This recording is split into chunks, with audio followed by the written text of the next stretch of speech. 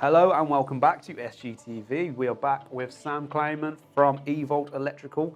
I remembered the name and everything this time.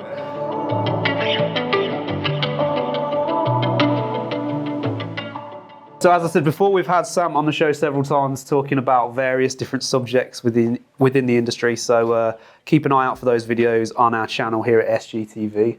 So Sam, you're back with us, and we're going to be talking about networking and collaborations.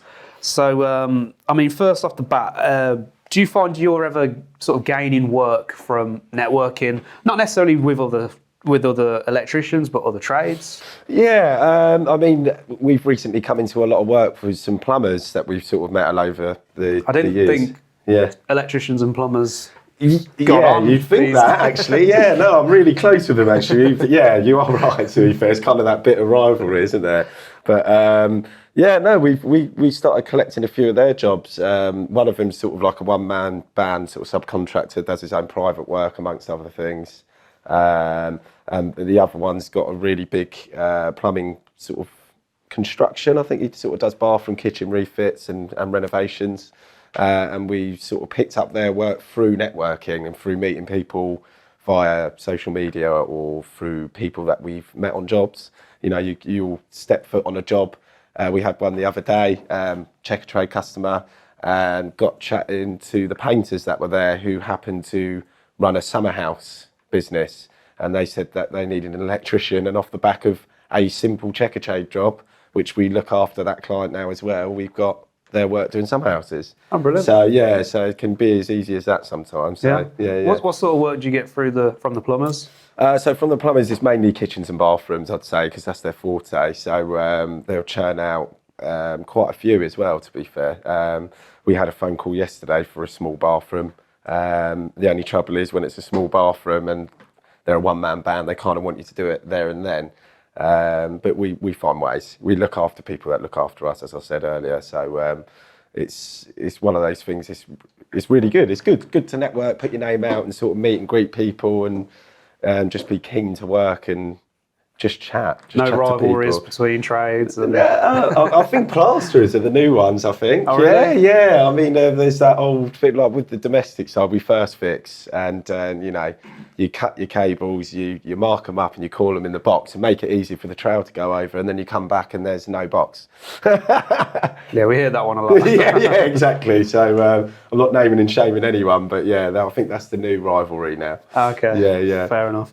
Do you find you're giving work? You're finding work for the people who are helping you as well? Yeah, I mean, out and out, we always try to stick to what we know best, because at the end of the day, that's what we do. I'll always be open to doing everything and anything, but you know, we will come to a job. More recently, we had one where we did a summer house, and I said, "Yeah, I'm happy to do that, 'cause I've done one myself, so I kind of got experience." And they said, "Well, would you be interested in building a porch?" And I was like, it's a bit above my means, so then I will sort of sub out the work to other trades that give us work. So it's all about looking after each other, isn't it? So, yeah. Do you find that it has sort of perks for you personally? I mean, you said before that you're in the process of renovating your own house. Yes, yeah. And then it's always good to have friends that are in the trade, in various trades. Yeah. I mean, what sort of payback does that have for you? So, I mean, obviously, we've all got friends in trades, and you know, if you can get your mate to plaster your bedroom or something, you know, you're not going to be paying the same sort of rate. With the guys we do a lot of work with, we're all sort of that similar age group where we're sort of, you know, starting families or getting into the property market and flipping houses, trying to be adults. Trying, struggling at weekends and trying. But we'll get to that stage where we sort of have like kind of like a mate rate, I suppose, but we'll sort of sit down with each other and say, look, you've got your house coming up, I've got my house.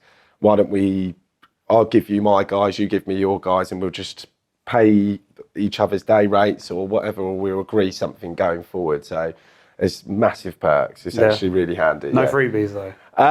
We do freebies, but then it's a give and take sort of thing. So, you know, if I worked at your house for 3 days, you work at mine for 3 days sort of thing. So I'm more than happy to lend a hand and sort of, if I get called in and you're free for a couple of hours, yeah, of course I'll lend. I'm not going to charge you.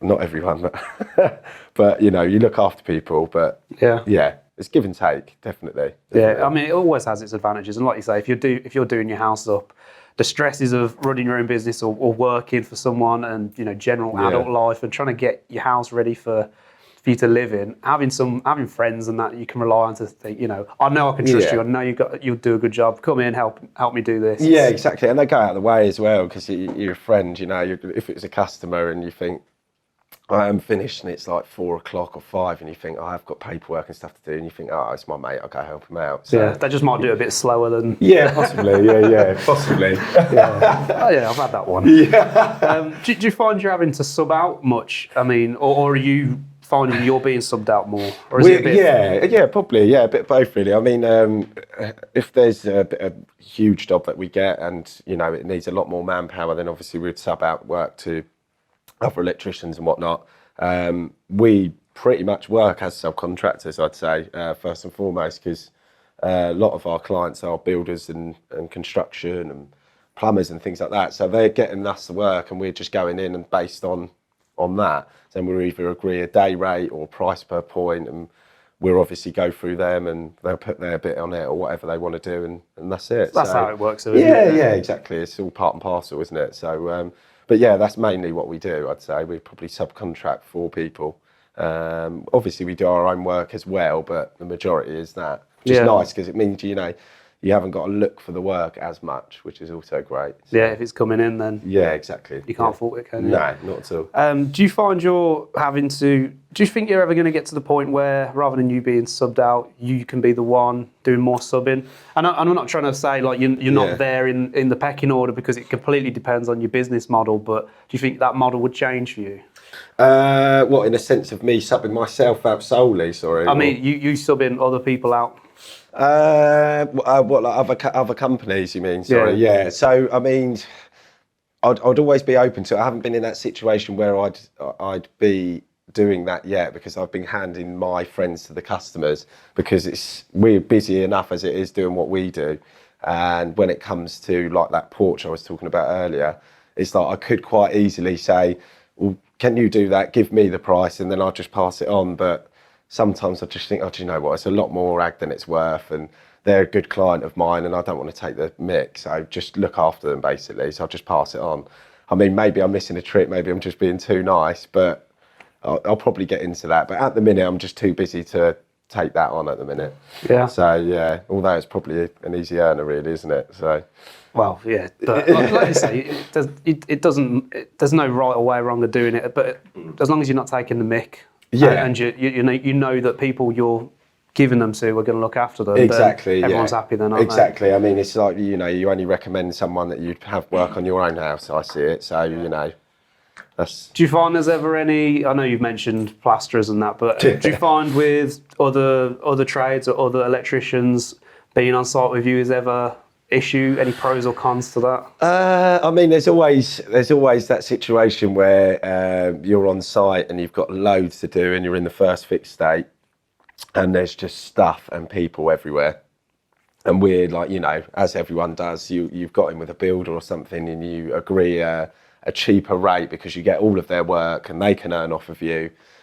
So you kind of have that agreement that they'd get the site ready for you, so it makes your job easier and quicker. So we still earn out of it and they can earn off us. And then you'll turn up and there's just plasterers in the way, and you've got plumbers in the way, and it's just like carpenters, the lot. And you're thinking, for God's sake. Just carnage. So, well, it just slows it down, and then you think, hang on a minute. So there is a bit of that. Then you can turn the power off, and they all get angry with you for that. Yeah, they do. Yeah. They all love that. Yeah. So that happens quite often, actually. Yeah. Do you find there's ways that work for you more than others in terms of sort of getting your network to grow and make it easier for your work?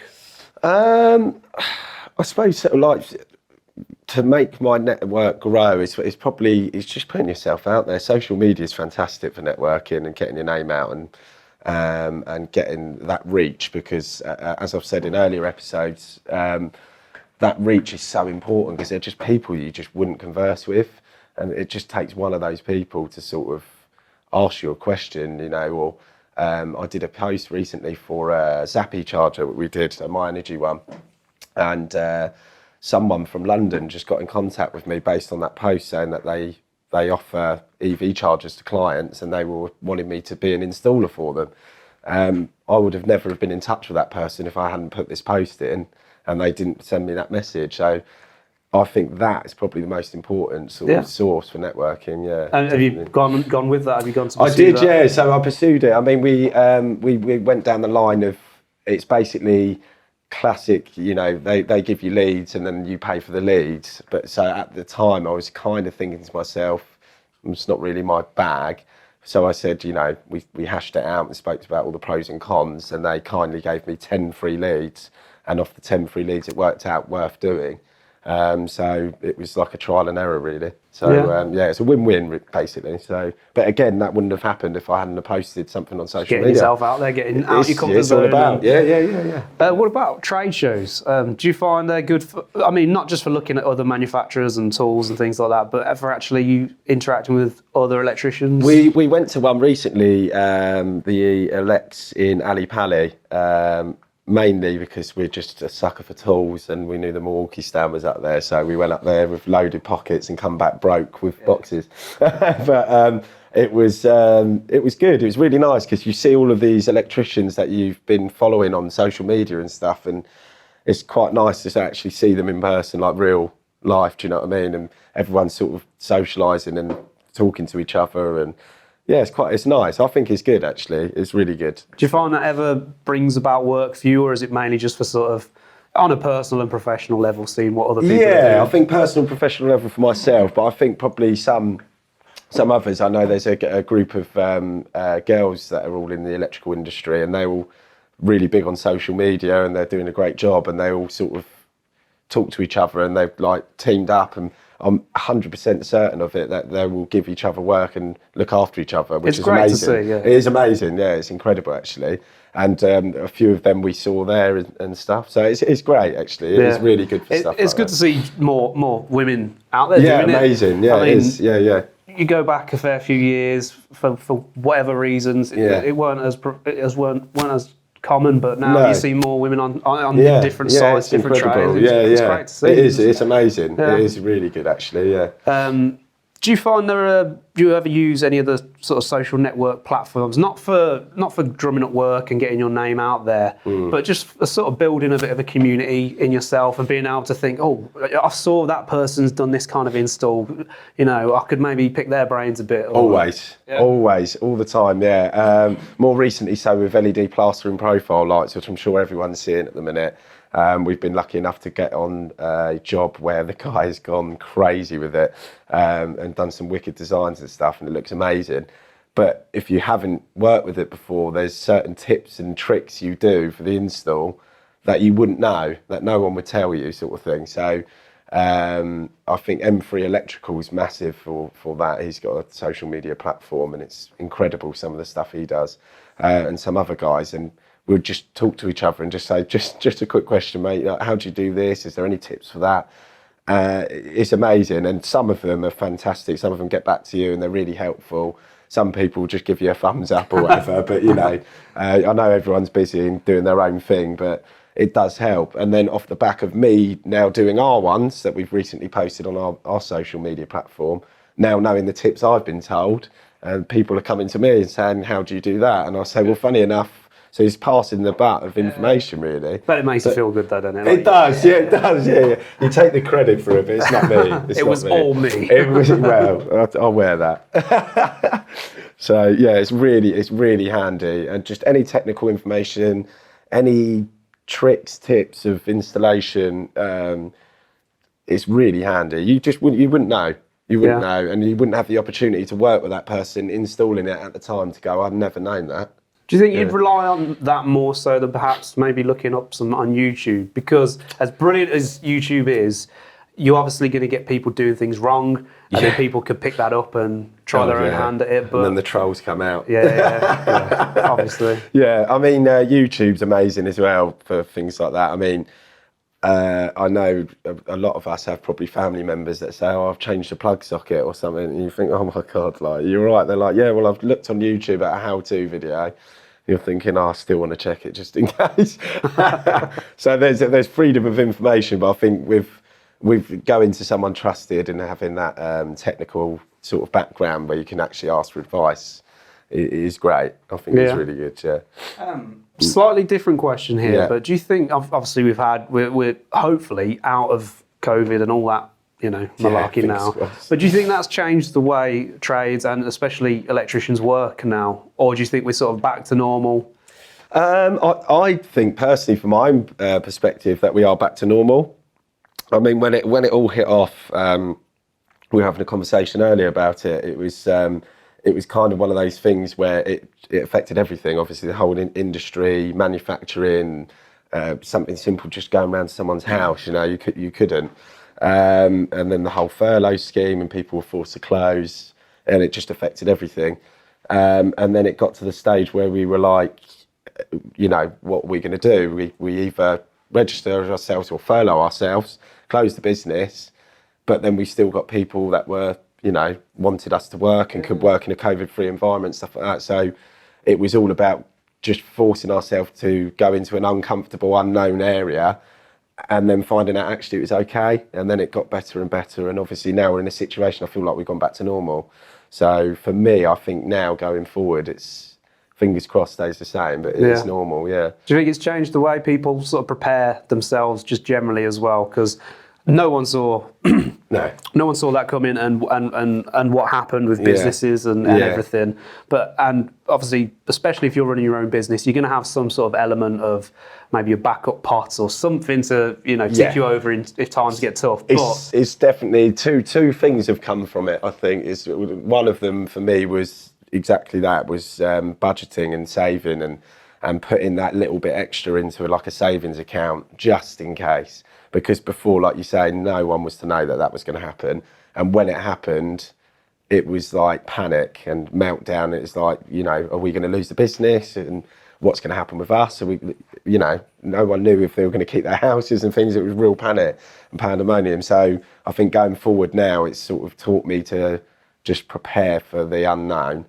And also, weirdly, people don't shake your hand anymore, I've noticed. Yeah, I find people that. Some people look like they're going to. And it's like that scene out of Step Brothers where they go to hug and they're like, That's it, exactly. I mean, I always offer, because that's what I do, like, nice to meet you. And they go, oh, no, we don't do that now, and give you a little spud or something. I had the building inspector do that one with me. I was a bit like... I know, it's weird, isn't it? It makes me feel really weird, but yeah, that's just that's massive change, weird. Yeah. Sort of talking from a financial point of view, obviously we're at a different stage now where there's loads of cost problems, money problems going on across the country, and people are worried about energy and money and all this kind of thing. But do you think that's provided not an opportunity to exploit, but an opportunity for you to help yourself in the process of that by offering energy saving products definitely. And services? Definitely. I mean, like even something so simple like LED lighting, it's crazy to think how many people that haven't actually transformed their house from halogen to LED yet, which I find absurd. I've still got a few. Yeah. There you go, it's one of them. Shall we come round? Yeah. But yeah, no, it's something simple like that. I think the stats 80% energy saving just on your lighting alone, just changing that. Obviously, going forward, EV charging, electric cars, solar panel. I think they're doing a lot of green deals at the minute, renewable energy and grants you can get from the government, and even things like insulating your house and things like that. So there's definitely loads out there that can be done, and I think everyone should really start thinking about it.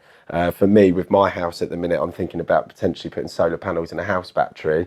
Going forward, knowing that gas might be a problem later in the future, and having a car, eventually we're all going to have electric cars and a car charger. You'd be stupid not to use that off the free energy you're generating. So it's definitely one to think about, and it's definitely something that will be taking our company to that sort of level. Yeah. So yeah. I think that's something we'll cover that in another episode. Yeah. There's definitely a lot of scope there for electricians, and yeah, definitely. I think there's definitely a settling down period of what tech's going to stay, what regs are going to be applied, what grants are going to be given, and all this kind of thing, because it is a bit unknown territory at the minute. Right, but I do think there's a massive opportunity going forward in that direction. Absolutely, but that's a whole other it is definitely subject. Absolutely. Yeah.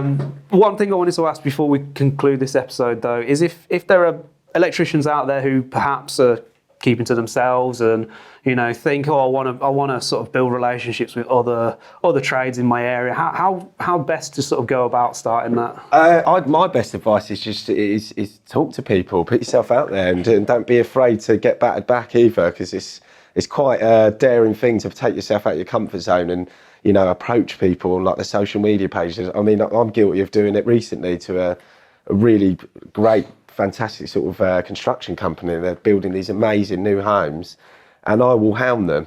I'll put my hands up and I'll be like, they're amazing. If you ever need a hand with quoting or anything, or it'd be nice to sit down and chat with you and maybe see if we can do anything to help you.